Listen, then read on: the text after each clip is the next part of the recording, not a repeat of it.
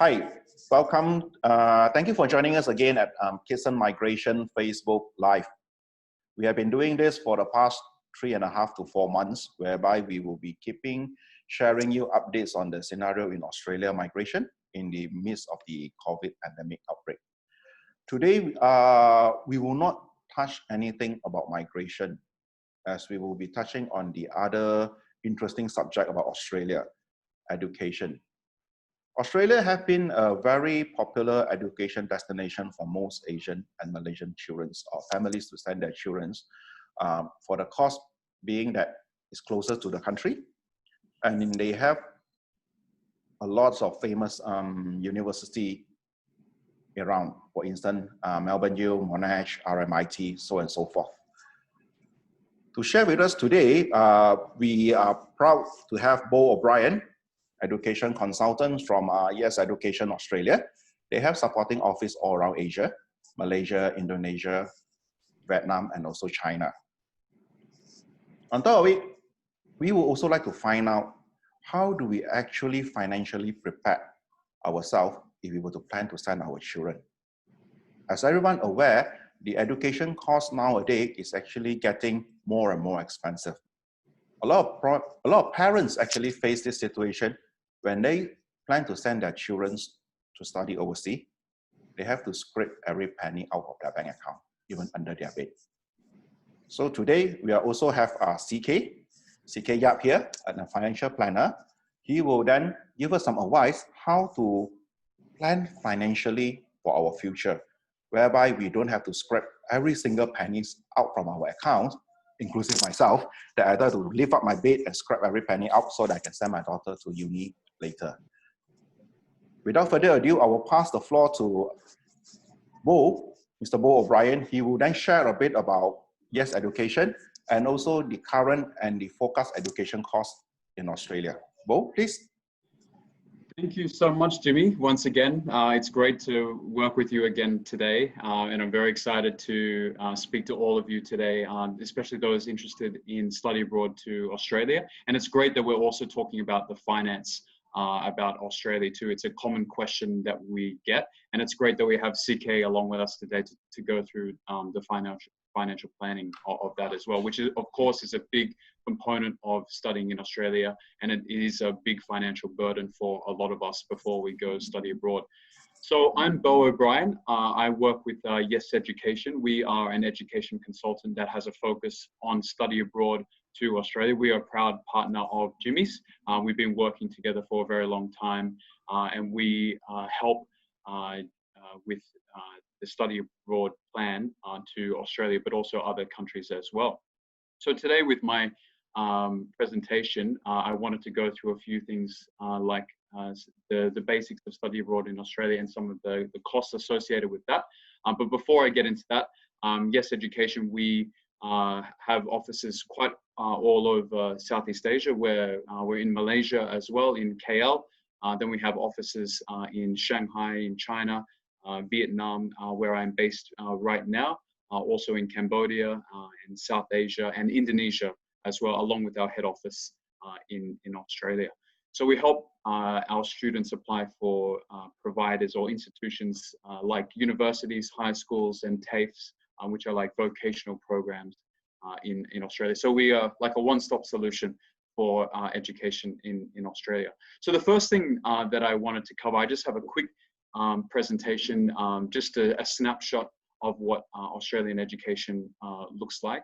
So Australia has about 42 universities, quite less than the US, than the UK as well. But with Australian universities, they're all of a high quality. There's 42 of them, and I must say that all of them do reach quite a high standard. Having said that, many students from Malaysia in particular like to go to the highest ranked universities in Australia. They are known as the Group of 8 universities. So they are the ones on the left-hand side here. We see University of Sydney, University of New South Wales, University of Melbourne, which is probably the most popular university for Malaysian students. It's fantastic. Of course, traditionally, Malaysian students go to Melbourne, and of course, Monash, very famous as well. But University of Melbourne is a little bit more difficult to get into than Monash. Then we have University of Queensland, Australian National University, which is the highest ranked university in Australia according to the QS rankings, which is a ranking system that is quite well followed and most respected throughout the world. So that's another top university, which is more focused on research, and that's based in Canberra, which is the capital of Australia. Then we have University of Western Australia in Perth, another kind of more of a new popular destination for Malaysian students. It's the same time zone as Malaysia, and it's quite close to Malaysia as well. So we're seeing, before COVID, we certainly saw an uptick in interest to go study in Perth. So I'd like to, if anyone has any questions about that, I'd be more than happy to ask. I'm more than happy to answer. Then we have the final group of 8 university is University of Adelaide in South Australia. So these are all the universities available in Australia. And like I said, the most popular ones are the group of 8s. Then there's also ones like RMIT in Melbourne as well.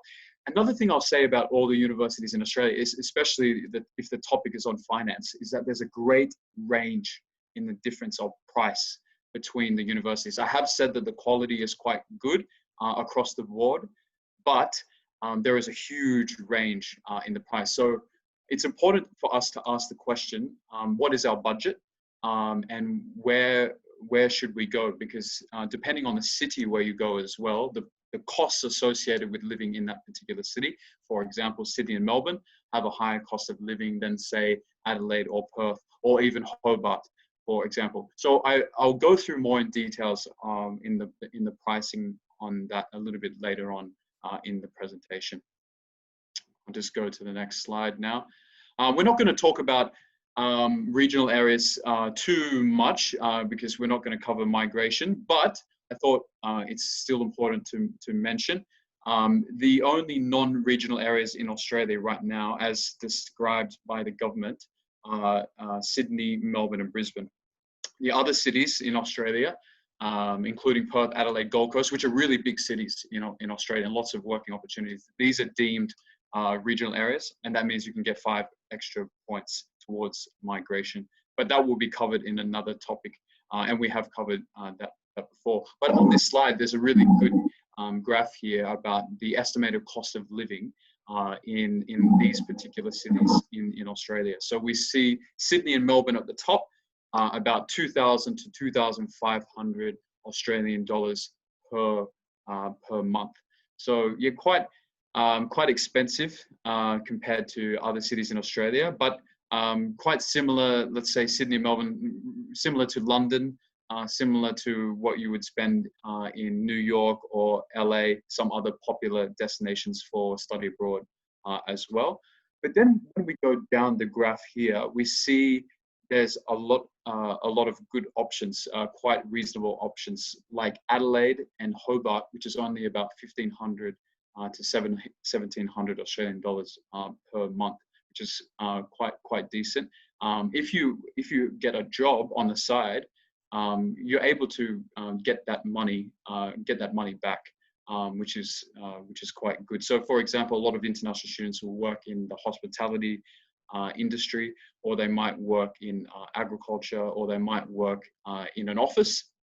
In Australia, you can expect to get around $20 an hour, which is quite good. So over a week, especially when I was a student, I was working roughly the same, about 20 hours per week. You could get around $1,000. You could get around $1,000 per fortnight, which is quite good. So, and over the month, you're obviously getting that back.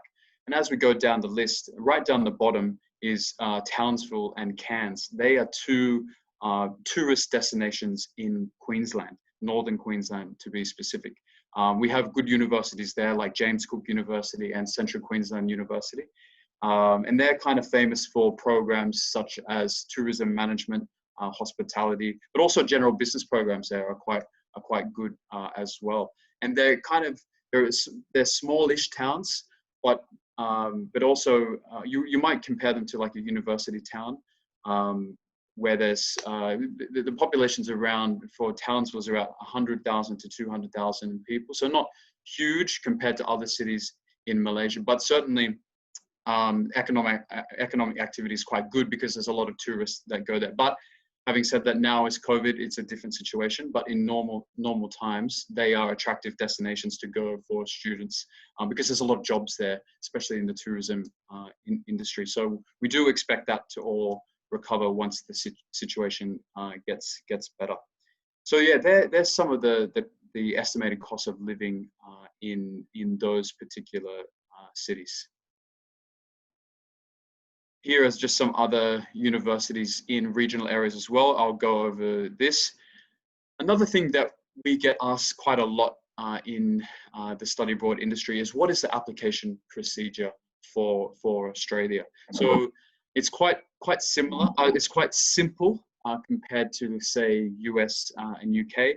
We often say that one American application, the time it takes to do one American application, you could do 4 Australian applications. That's how simple or simplified the process is for Australia. So the first thing is there will be an application form. You fill out the application form. Sometimes it's pretty much all online now, and Jimmy can go through that with you later on after this. And then after that's done, you will often have to accompany that application with documents such as your passport or birth certificate and academic transcripts, usually the past 2 years, or your final year 12 examination results. Then after that, usually an English, evidence of English as well, so an IELTS or a TOEFL. Usually those three documents are enough to make an application. Sometimes that's not even necessary. Sometimes you can apply for what's called a conditional offer, and we see that is the number 2 point. So let's say you haven't received, you can make an application before you finish year 12 or before you finish your bachelor program in Malaysia. So some people like to apply early to guarantee a spot. So that's what often happens. So we can apply for you without an IELTS, without your year 12 examination result or your bachelor result, just to get the conditional offer. That means they've got a position secure for you on the condition that you satisfy your year 12, the entry requirements for year 12, for the bachelor program in Australia or the master's program in Australia. Once you fulfill those conditions, so you fill the English requirement conditions, and then the entrance level examinations for university. Once you satisfy those conditions, then we will receive what's called an unconditional offer. That means you're locked in, you're ready to go, and then we make the next step, which is to pay the deposit.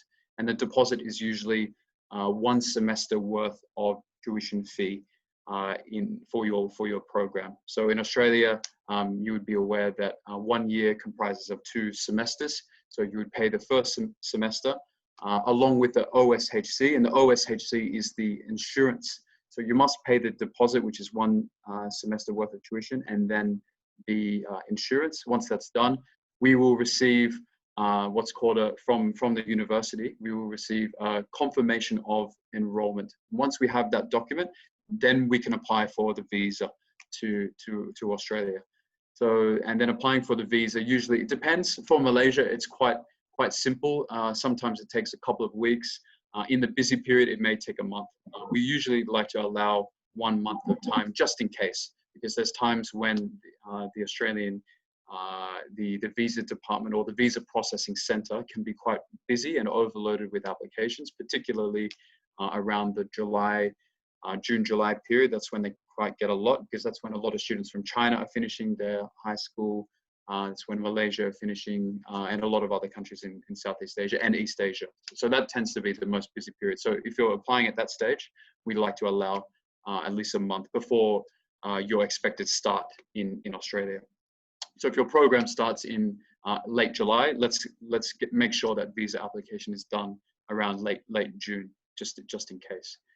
So after we get the visa, then it's all done. You can then you can fly to Australia. So hopefully that's you understand that. But it's not too complicated. Basically, it's getting 3 documents. You want to get that unconditional offer letter, then get the COE, then get the visa. So not too difficult compared to other countries. With Australia as well, for the majority of courses, you don't have to write a personal statement. You don't have to write a CV. Usually, maybe some MBA programs, they will require students to write a CV or a personal statement. But applying for most business courses or engineering courses in Australia, you don't need to do that. Okay, here's just more on costs. So with the group of 8, so I mentioned the group of 8 universities. I said they are the most expensive universities in Australia. So you're looking at, and as Jimmy mentioned before, the price continues to go up year by year. That's just been a trend for the last 10, 15 years. Usually goes up 2% per year, but we'll see what happens after COVID. I think COVID is going to influence how the university determine their price for the next 4 or 5 years or so, because I think there will be more hesitation to pay this amount of fee during this time of COVID, when more families have a financial burden at this time. So at this time though, usually group of 8 universities around 30,000 Australian dollars to 50,000 Australian dollars. But in general, they're around there. They're the extremes. 30,000 for a group of 8 is quite rare. I think there's just a couple of programs, and that might be at the University of Western Australia or University of Adelaide. Most programs in the group of 8 are around 40,000 Australian dollars. So for example, University of Sydney, where I went, I did a Bachelor of Arts. That was for international students. That's around 40,000 Australian dollars. Business programs are roughly the same. I think they're around 44,000 now at University of Sydney. If you're doing an MBA, from memory, that's around 50,000 Australian dollars, or maybe 48 to 50,000. So quite expensive, and that's just 1 year. So these are all yearly rates. So bachelor programs in Australia are 3 years. Master's programs in Australia are 2 years. However, engineering programs are 4.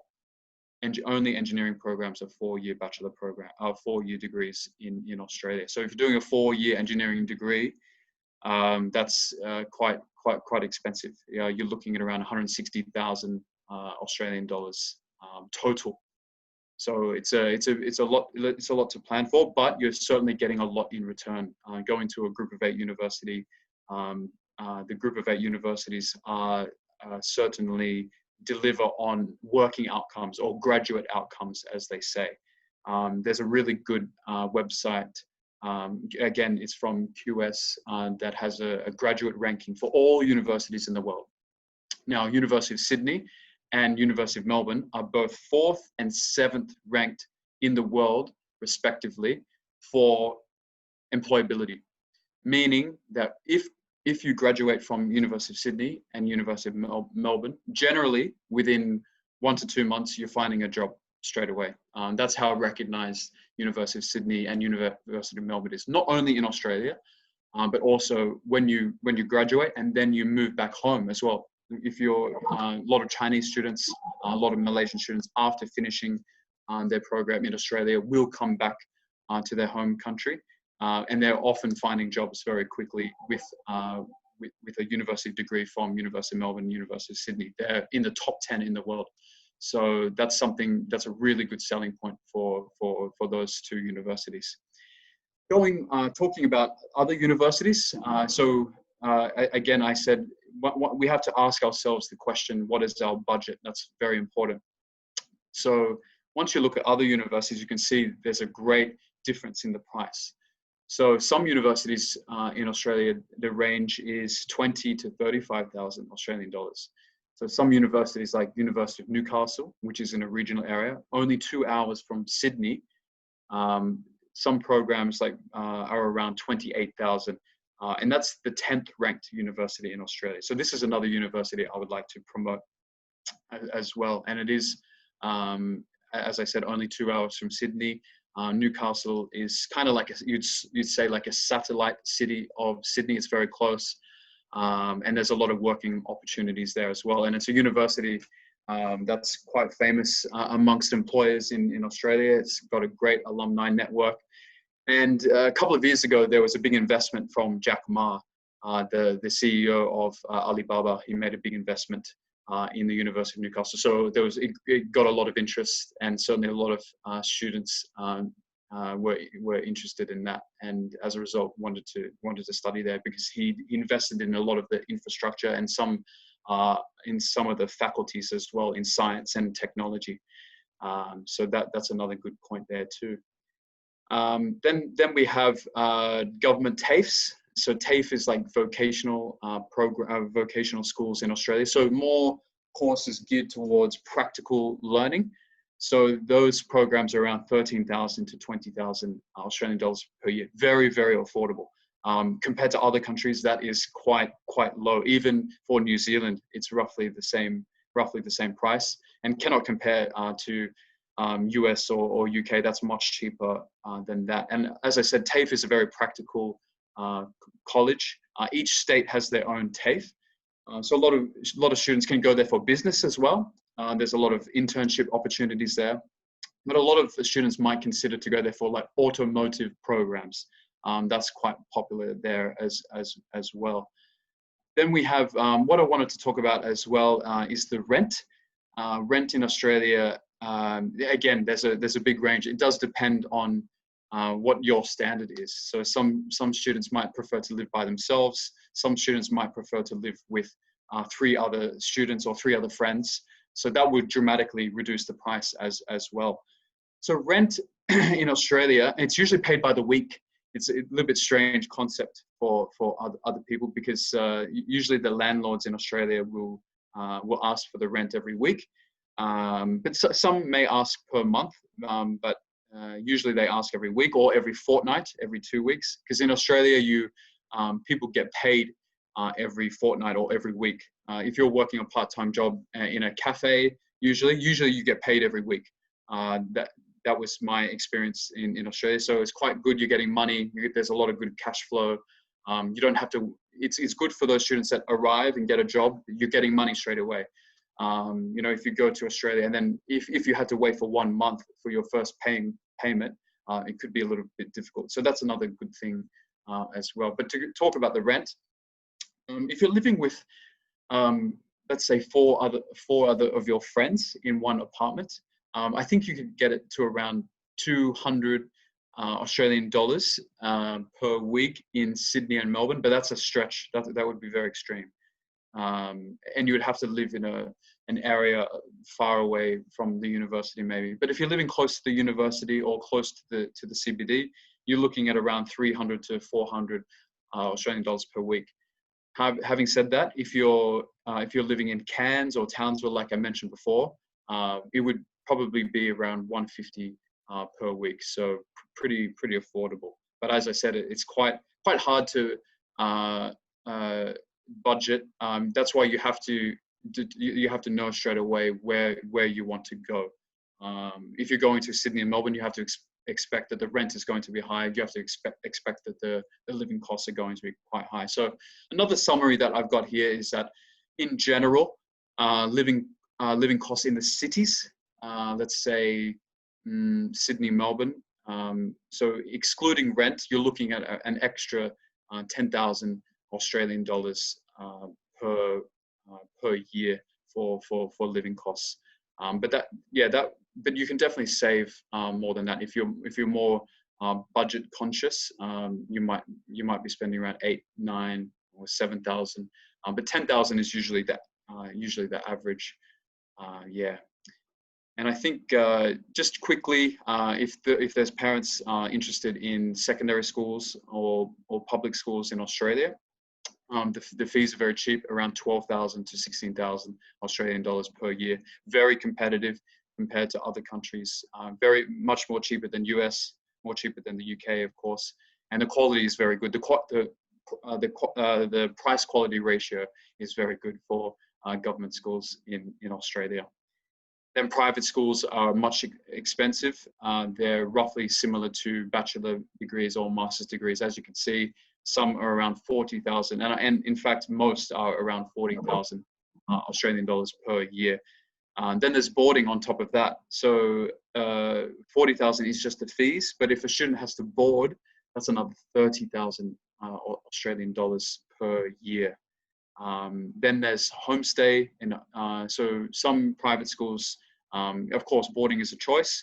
If you don't want to board, you prefer to have the Australian experience of living with a family and having a homestay. It's roughly around 14,000 to 17,000 per year, which is around 280 to 330 per week. So I hope all of those prices are quite clear. And Jimmy and CK, if a lot of those are not clear, you can let me know. Just quickly, before I move it on to CK, I mentioned that in Australia we have two models. We have a semester model. Most Group of 8 universities have semesters, so the intake dates are usually late July. Most students from Malaysia will start in Australia in late July, and that semester will go, because Australia is flexible. You can start your academic year in either semester 2 or semester 1. Like UK, most students that go to the UK have to start in September, right? But Australia is very, very friendly, very flexible. So they don't mind. You can start in semester 2, which is late July, or you can start in late February. And that's for Australian students, that's the main intake. That's when most local students start. But most international students will start in late July. But there's no difference. All the programs are the same. And it's not like if international students start in late July, will there be any local students? Yes, there will be local students at that time as well. Then there's trimester model as well. So to be even more flexible for students.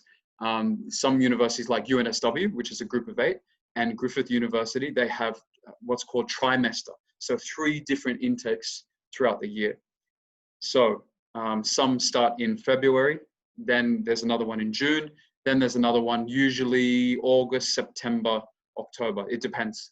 It depends on the university. So you can let me know if you have any questions on that. The trimesters, the intake dates are very different. So it's almost in Australia, almost every month. Towards the end of the year, there's an intake date. So it's very flexible for those students that maybe they finish maybe high school in Malaysia in July, and they're unsure. Maybe they originally decided to stay in Malaysia for bachelors, and then they decided quickly, oh, I want to go to Australia. So there are intakes available later in the year. So August, October, September, there's options. And if you finish in July, there's more than enough time to apply for trimester 3 in intake. Yep. I think that's all I wanted to go through. There's some, just with us at Yes Education as well, we have all the information for undergrad direct entry. So if you had any questions about what sort of high school grade will I need in order to qualify for bachelor programs in Australia, you can just get in touch with Jimmy, and then we will get in touch together after that. So Jimmy's a close partner, so we're working very closely on education related matters. So we're more than happy to help together on that. Otherwise, I think that's it from me. And CK and Jimmy, if you had any questions, you can ask me, or if there's any other discussion points you wanted me to go through, I'm more than happy to go through them now. Thanks very much, Bo. I think that's good for now. Yep. Seems like it's quite expensive for me to send my daughter there. Luckily, I still have a bit of time to prep because she's only 10, okay? So if I base on Malaysia education, probably another 6 to 7 years before she due for her tertiary education. I think by the time I should prepare 3 times what you are quoting now, roughly. It's expensive. There's no denying it, Jimmy. You know, you're definitely paying you know, premium, especially if you're going to the Group of 8 universities. But as I said, there's a big range. Some universities are a lot cheaper, and they do focus on that value for money. But if you're going to, let's say, University of Melbourne or University of Sydney, it's going to be around 40 to 50,000 Australian dollars And when your daughter becomes of the right age, it could even be more. But Yeah. but I think the industry is changing because of COVID, and even before that, people understood that the rates were too high, so they were worried about how much that would affect the demand overseas as well. So I think we'll see a slowdown in the increase of the price hike. So it could plateau for some time, but it's still yet to be decided. So watch the space. Yeah, I'm actually looking forward for the plateau as soon as possible. Yes. Because the last I Yeah. found out is one of my colleague, his daughter is doing a dentistry, bachelor in dentistry in Uni Adelaide. The tuition fee is like what, 70,000 a year, just the tuition fee alone, and it's a 5-year program. That would be like 350K just for the tuition fee. Yeah, it's if we're talking about medicine, dentistry, they're really you pay a premium, especially in Australia, because Jimmy, another thing is, and what I can show you later on, there's a website called QILT, which goes through some of the details on what students what their salary is after they graduate, and dentistry, being a dentist, is one of the highest paid in Australia professions in Australia after graduation. Yeah, so that's what I found out. once you graduate, you're getting around 70,000 Australian dollars to 80,000 per year, and that's higher than even medicine. Yeah, someone that I knew is actually getting about what 120 a year. It's very good because in Sydney. a lot of kids in Australia, they like to get braces, including myself, and braces are very expensive.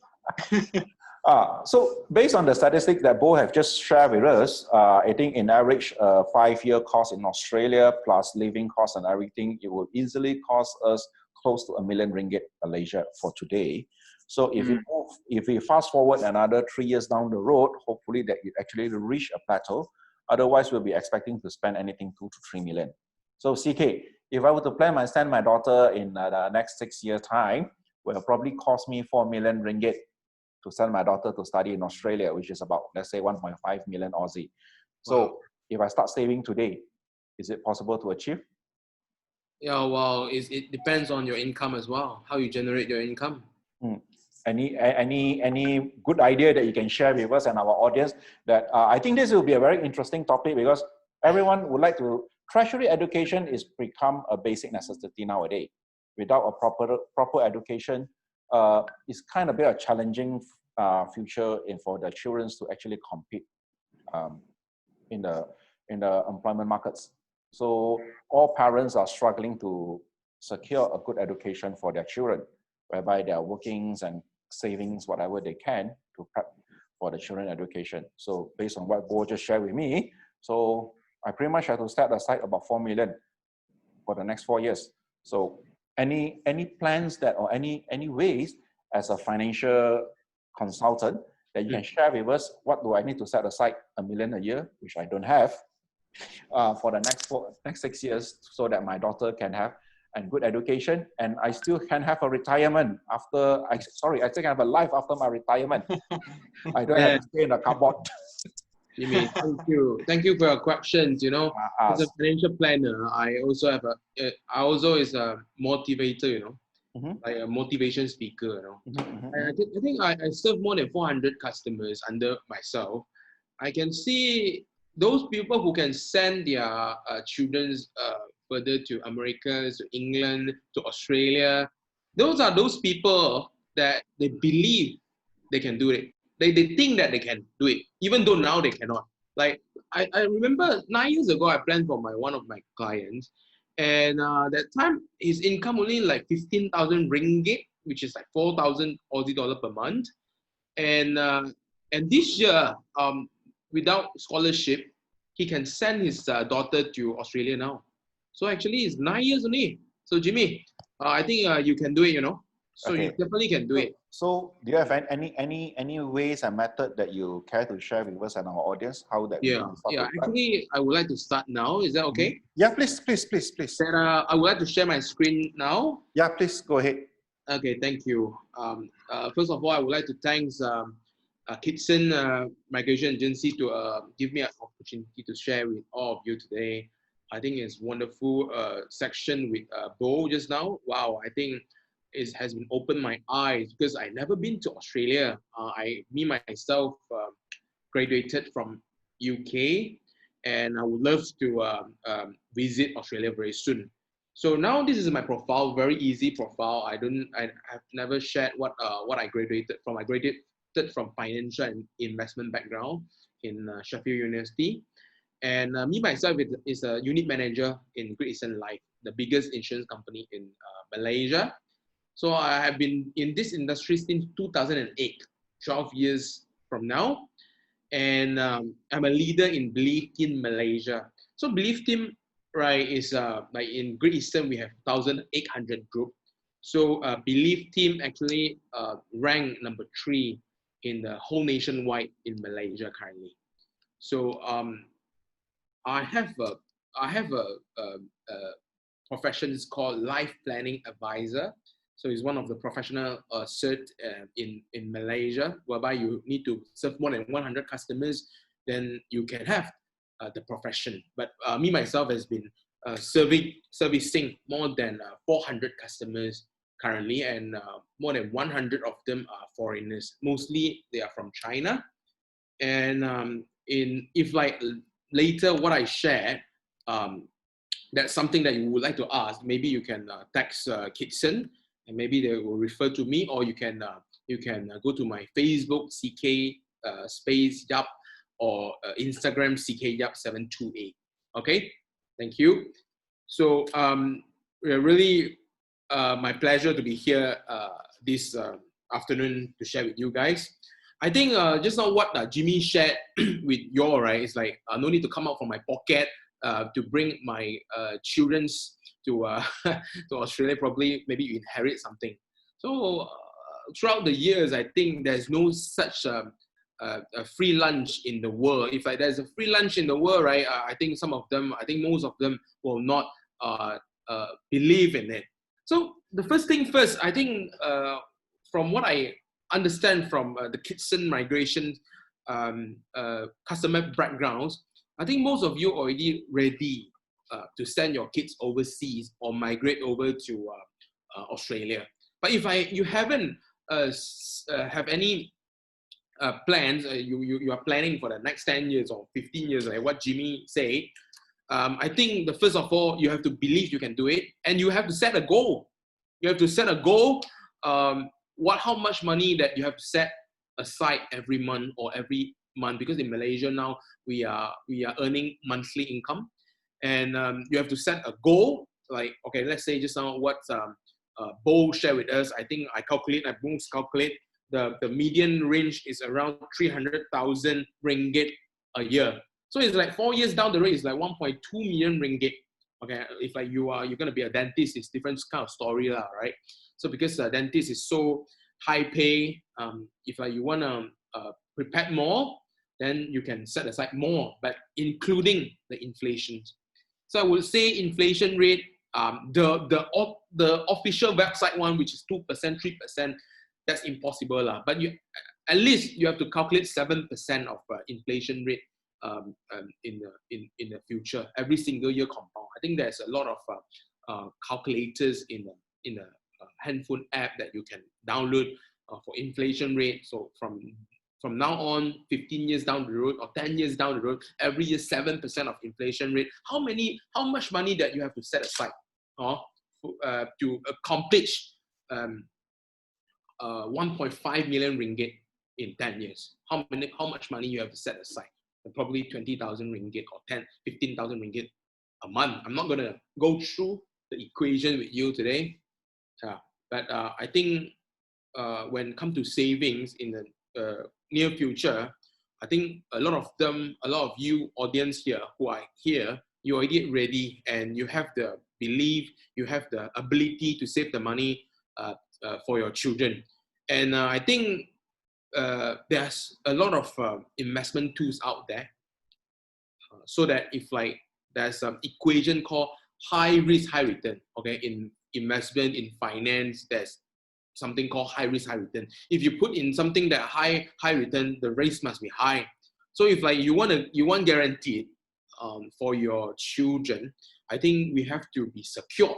There's something called bond fund out there, which every single year they provide 5 to 6% of return every single year. I think that's a better option for most of the client will do in bond funds. And I think if like we are trying to save money and it depends on the income every single month we receive, then we are based on the working ability that we have, right?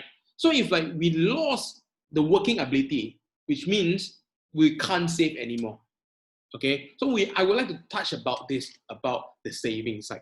So there's something in our company we call income protection plans, income protection account, which when we lost the ability, okay, actually we lost the income. So that in future, our kids plan, which study abroad in Australia, will be affected. They might need to work in Australia, or they have to get a scholarship in order to work, in order to study in Australia. So that to have a income protection account, which protect us from any disease or any disability to stop us work, is very important for those people who have this vision to save for their kids in the near future. Okay, so if like you plan to save, I think you first have to have a belief. You have to have a goal. The goal must including inflation rate of 7% per annum, and you need to have an income protection account for yourself in order if like anything happened to you, you lost your ability to work, then your future, your kids' future, and your spouse' future will not affect it. I think this is a very good planning. Okay, so the topic that given to me was to save and protect your children's education funds, Australian education fund. So actually, I think a lot of customers here or a lot of people who would like to send your kids overseas, I think you already have the fund. Just that because of some of the issue that we need to take care about, I think some of the customer that I introduced, some people maybe they are from Australia, no, they are from China, they are from Hong Kong.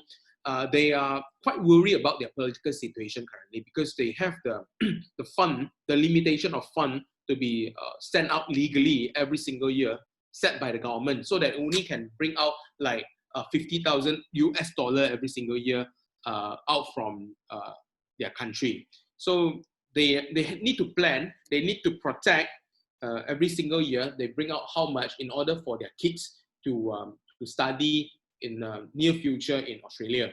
So they start to plan earlier. So Denzel Washington actually say, you don't plan to fail, but we just fail to plan. So if like you've planned earlier for like what Jimmy daughter for 10 years down the road, surely there's a chance, or there's a way for him to accomplish what they do, what he want to do. And I think apart from political situation, we have this called the something happened, like the person died, like the breadwinner in our house, or the parents pass away. So that you already prepared the fund, but then the fund, because of your children are still minor, all your fund will be in your account. Well, in order for the fund to take out and send your kids to overseas, it takes a lot of hassle. Okay, so just would like to share with you, when a person dies, what will happen? The asset we have, including the fund, including the cash, including all the mutual funds you have, it became estates. So according to Malaysian law, because now we are in Malaysia, Probate and Administration Act 1959, revised 1972, the decent assets all will be frozen. maybe you will say, maybe a lot of people, they like to do this, they combine their name in the bank or in some of the FD account. Let me tell you, when a person passes away, even though the account belongs to two persons and one party pass away, according to this probate act, the account must be frozen. Okay? Meaning, if anyone pass away, the account cannot be touched. The account must be freeze. Okay? So after freeze, right, what happened? This is the law of Malaysia. You can go and Google and you can go and check this Probate and Administration Act 1959. Okay? And when a person pass away, if you have a will, okay, executor will come in. Because in a will, you must assign an executor. Okay? If you don't have will, like many people don't have will, like 70% of the Malaysian doesn't have will, then the authority will assign an administrator. Okay? For you to close file in Lembaga Hasil Dalam Negeri, which is the tax inland revenue in Malaysia, to close the file so that the money can go to all the people who inherit.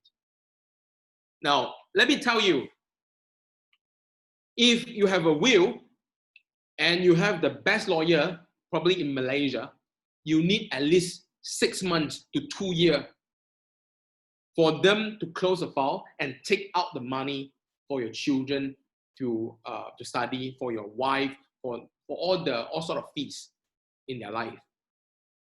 Okay? And if like you are very rich, like really rich, top 10 in Malaysia or top 50 in Malaysia, I think humans are greedy.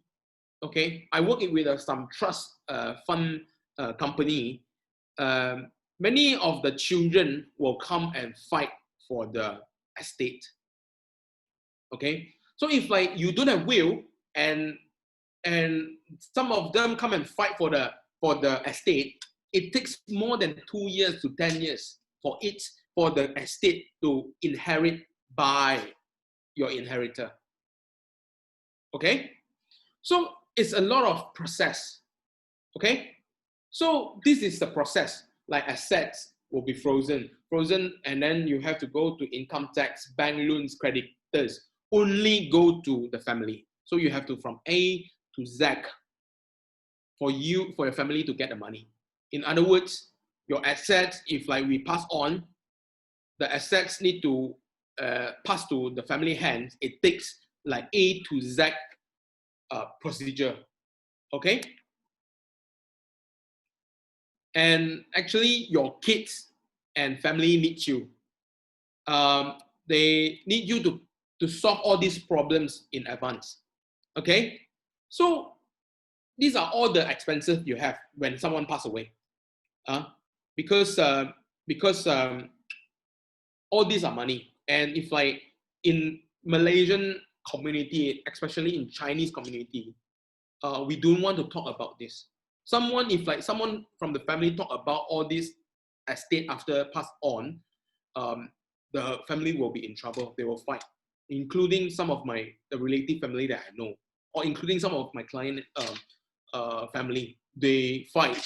When they talk about this, they fight. But actually, we have to plan earlier for this, because this is only the problem that we couldn't send our children overseas, like let's say 300,000 ringgit a year. So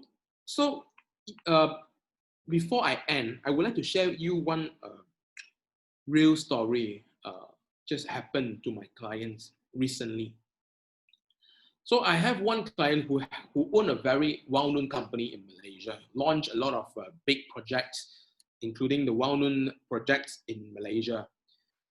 And the wife actually is a very, very successful CEO in one of the company as well. But the client passed away 2 years ago because of heart attack. The children represent Malaysia playing fencing, like represent Malaysia, who is very, very good kids, two of them. And they are not going to Australia. Sorry, bro. Sorry. They are going to America. They are in America now. So every single month, the tuition fees only, it costs about 25,000 ringgit. Okay. So I think my client's assets is very complicated. Many things has to sort so that they couldn't get a single cent from the account yet. So then the wife need to work very hard in order to have 25,000 ringgit a month for each of the kids, just for tuition fees. I don't know about their living costs and their training costs because they are still representing Malaysia. And this fencing is not one of the developed or willing to develop by the government, so that the government did not sponsor them. So in order for her to send 2 of the kids to America now, every single day she has to work very hard, including to sort out the husband company and to work by herself. And when I see her 1 year later, which is like 6 months ago, her hair from a very black hair become like gray color hair, because she need to work until 1 or 2 a.m. in the morning, because nobody help her. She need to learn what is happening in the company, you know. And she actually told me these 2 years she think a lot, and she came into anxiety. Okay, when it comes to financial planning, actually a lot of sentiments or a lot of hardship we need to go through, because it's big part of our life. And she need to work very hard in order to get 50,000 ringgit a month. And now she want to retire and give the company away. The company she want to give to maybe the manager of the company, of the husband company, because she couldn't do it anymore. She just want to retire and start solving the estate problem. Means the estate now, after 2.5 years, all the estate still frozen. Okay? So what's good is, yeah, she gets some of the money, the big sum of money, is not a lot, 1.5 million from the insurance, so that she can start all the registration, all the expenses first, and then she has time to plan all those kind of things. Okay, so today's my quote is, you don't fail to plan, we don't plan to fail, but we fail to plan. Okay, so start planning early. I think what's Bo shared with us, 300,000 ringgit a year is enough. Okay, this is my sharing. I think it brings good fruit, and it's fruitful for all of you. Thank you. Jimmy, I think you are mute. Yes, he's. Oh, CK, thank you. And Bo, thank you for sharing. At least now we will know how to prepare ahead for our children education. Seems like it's going to be expensive items among all the things that I have, most expensive. Okay, thank you very much for joining us today. If you have any question, please do post on the comment section. We will try to respond to every single one of them.